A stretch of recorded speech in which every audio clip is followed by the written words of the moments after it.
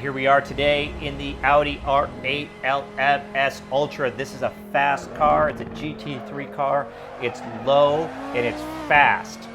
I am in the out-of-the-box configuration for this vehicle, except I went, like I always do, I went with the softest tires available. Unlike the C7R, which I had to, I think I softened that up in the back. I left this exactly the way that it is. It's a good handling car. It's neutral to mild understeer. If you do pay attention to the throttle indicator, you'll see as I'm coming out of corners, I'm on and off. I'm trying to induce a little bit of oversteer coming out of a lot of corners here. This is a real subtle thing that I'm doing here. It might even be costing me more time than it's gaining me, but it's just getting me, it's helping me to set the car the way that I like to have it coming out of the corner. It's not a criticism of the car at all. In fact, even with my meager car setup ability, I'm pretty sure I'd be able to dial in a little bit of oversteer like I did with the C7R to where I could make it so I didn't have to do that. But what I like to do in these videos is show you what it's like and maybe give you some tips for what it's like taking the car out of the box and then letting you be creative and doing the things that you like to do to set it up a little bit differently from there. The nice thing about the Nordschleife is you're going to run into a little bit of everything. So for me, who doesn't like to spend a lot of time in the garage, I like to spend a lot of time driving. Usually I can find a way to make just about any car work, except for that Ferrari 488 GTB, which this is not. This is low, this is fast, this is a racing car. This is the LMS Ultra. This is not the passenger car version. This is a dedicated GT3 racing machine. You're gonna see that right here. I'm coming to this corner in 6th, down to 5th, even down to 4th. That's personal preference, so I don't wreck right there like I sometimes do. Down to 2nd through the chicane. Look how flat the car is. You're not seeing the horizon shift back and forth like you might if I were in the C7 or the Shelby Cobra that I did yesterday. This is designed, I think I looked up the specs on the real life version just before this video. It can pull 1.8 Gs of lateral acceleration, meaning it really likes to hug the track. You're gonna see that here as well. Through this right, look how flat this stays coming out on the gas, up to the chicane here. Being careful not to clip that inside. Now let me tell you about the Achilles heel of the R8 LMS Ultra, besides my poor driving.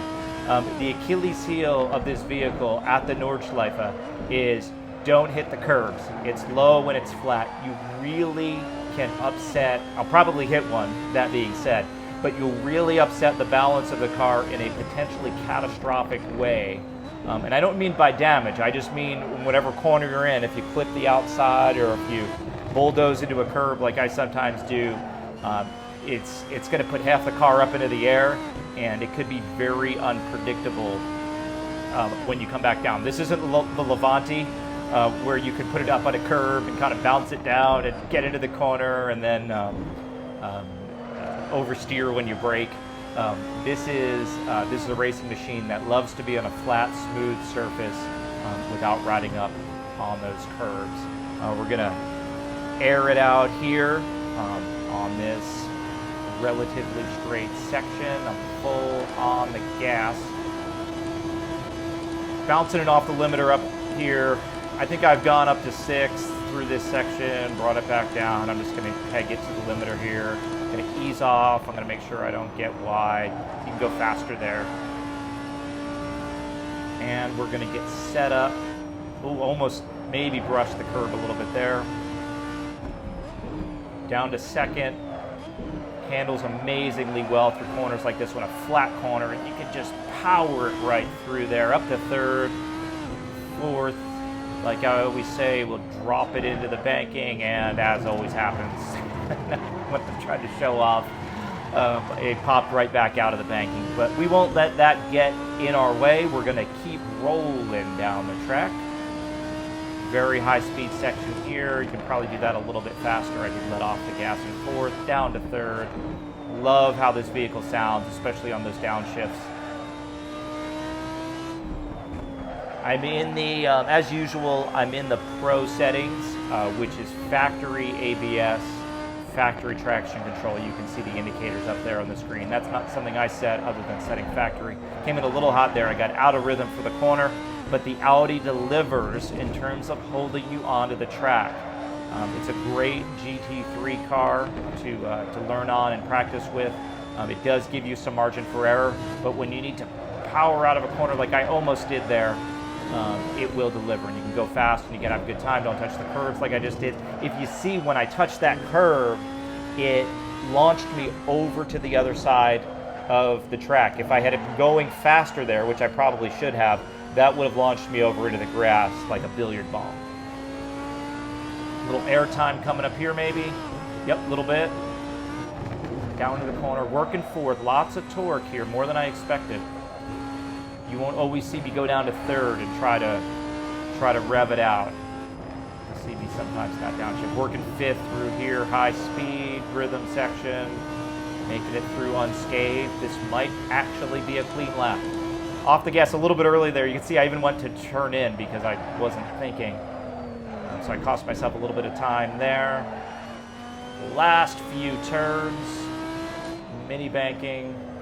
Reasonably well popped out, almost died right there, popping out.